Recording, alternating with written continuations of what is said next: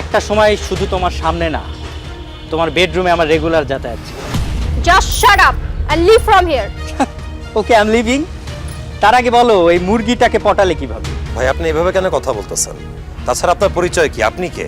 আমি আপনার ওয়াইফ সাদিয়ার এক্স হাজবেন্ড।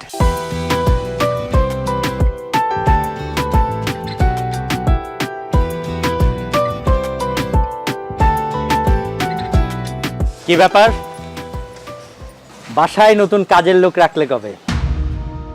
জি, আমি ওনাদের বাসার কাজের লোক না, আমি সাদিয়ার হাজবেন্ড। কি বললেন? আপনি সাদিয়ার হাজবেন্ড?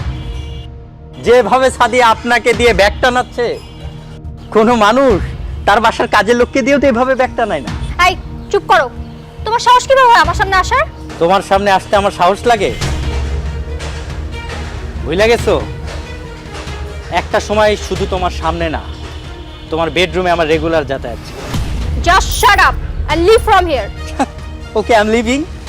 তার আগে বলো, এই মুরগিটাকে পটালে কিভাবে? ভাই আপনি এভাবে কেন কথা বলতেছেন? তাছাড়া আপনার পরিচয় কি? আপনি কে? আমি আপনার ওয়াইফ সাদিয়ার এক্স হাজবেন্ড।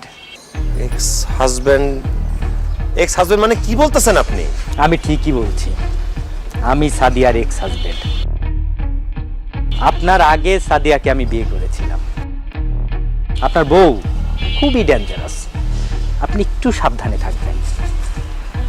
আর সাদিয়া, তোমাকে বলি, তুমি আমাকে যেভাবে ধোকা দিছো, গ্রামের এই সহজ সরল ছেলেটাকে এভাবে ধোকা দিও না।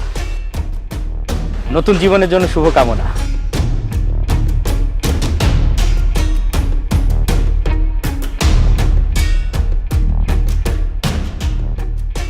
সাদিয়া, লোকটা এসব কি বলে গেল? সত্যি করে বলো তো, উনি কে? ও আমার এক্স হাজবেন্ড। এক্স হাজবেন্ড মানে? তোমার এর আগে আর একটা বিয়ে হয়েছিল? হ্যাঁ হয়েছিল, কিন্তু বেশি দিন সংসার করিনি, 6 মান্থস অনলি। সাদিয়া, তুমি এসব কি বলতেছো? তোমার মাথা ঠিক আছে? এর আগে তোমার বিয়ে হয়েছিল? এই সত্যিটা তুমি আমার কাছে কেন গোপন করছো? কেন বিয়ের আগে আমাকে বলো নাই? বললে কি হতো? তুমি কি আমাকে বিয়ে করতে না? না, করতাম না, কারণ আমি একটা অবিবাহিত ছেলে। আমি জেনে বুঝে একটা বিবাহিত মেয়েকে বিয়ে করতাম না। চুপ, আস্তে কথা বলো। আমার এর আগে একটা বিয়ে হয়েছিল বলে তোমার মতো একটা গ্রামের আনস্মার্ট খ্যাত ছেলেকে আমি বিয়ে করছি। আর আমার বাবা মাও তোমার মতো একটা ফকিন্নি ছেলেকে আমার হাজবেন্ড হিসেবে মেনে নিচ্ছে। আর শোনো, এসব নিয়ে এত টেনশন করার কিছু নাই। আমাদের সোসাইটিতে 2-3টে বিয়ে করা নর্মাল ব্যাপার। এই ব্যাপার নিয়ে যাতে তোমার মুখে আর কখনো কোনো কথা না শুনি। আর যদি বলো, আমার পাপা কি বলেছিল মনে আছে না? ব্যাগগুলো গাড়িতে তুলো।